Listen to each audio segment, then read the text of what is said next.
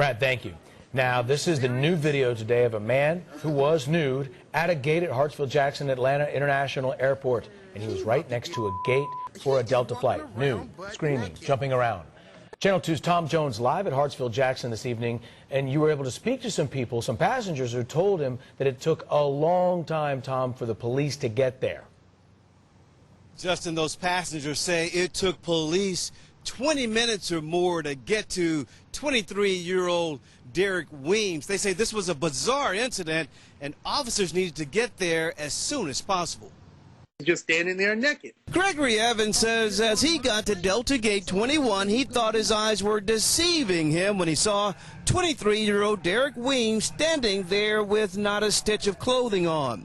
He said there was no panic and Delta Gate agents didn't seem bothered. We're acting like there's no naked guy 10 feet away from them whatsoever, like they go through this all the time. Evans says Delta employees in red coats showed up and just watched Weems. There was no panic whatsoever.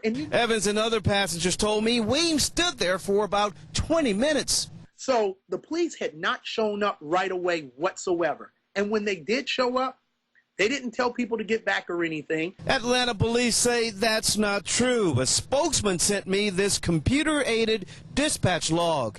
It shows police got the call at 6:40 and the first officer arrived at 6:47. Officers tased Weems after they say he began jumping, flapping his arms, and screaming about Jesus.